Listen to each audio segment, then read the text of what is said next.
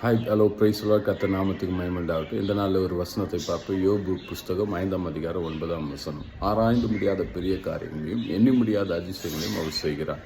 தேவ பிள்ளைகளை, இன்னைக்கு உங்கள் வாழ்க்கையில் ஆராய்ந்து பார்க்க முடியாத பெரிய காரியத்தை செய்வார் என்று சொல்லி நான் விசுவாசிக்கிறேன். உங்கள் வாழ்க்கையில் தேவன் அற்புதங்களை அதிசயங்களை தேவன் துவங்குகிறவராக இருக்கிறார். ஆராய்ந்து பார்க்கவே முடியாது, எண்ண முடியாத அளவுக்கு ஒரு பிளெஸ்ஸிங்கை கர்த்தர் இன்னைக்கு உங்கள் வாழ்க்கையில் செய்ய போகிறார். நீங்கள் கைட்டு செய்கிற எல்லா வேலைகளிலும் கர்த்தர் பெருக செய்வார், நன்மையை காண செய்வார், ஆசீர்வாதங்களை காண செய்வார், சமாதானம் உண்டாக கிரியை செய்வார் என்று நான் விசுவாசிக்கிறேன். நீங்களும் விசுவாசிங்க. தேவ நாமத்துக்கு மகிமை உண்டாக அதை நீங்கள் விசுவாசிக்கிற போது தேவன் உங்கள் வாழ்க்கையில் நிச்சயமாக எண்ணி முடியாத அளவுக்கு கர்த்தர் பெரிய காரியங்களை செய்வார். யோபு வாழ்க்கையில் இருந்த போராட்டத்தை நீங்கள் பார்த்திருப்பீர்கள். யோபு எல்லாவற்றையும் இழந்தான். ஆனால் 42ஆம் அதிகாரத்தில் ரெட்டிப்பான நன்மையை கொடுத்தேன்னு சொன்னார். ஆனால் பார்த்தீங்கன்னா அந்த ரெட்டிப்பான பிளெஸ்ஸிங் எப்படி தெரியுங்களா? 1000 மடங்கான ஆசீர்வாதம். அவனுடைய பிள்ளைகளை இழந்தான், அந்த பிள்ளைகளை கர்த்தர் கொடுத்தார். வாழ்க்கையை இழந்தான், வாழ்க்கையை கொடுத்தார்.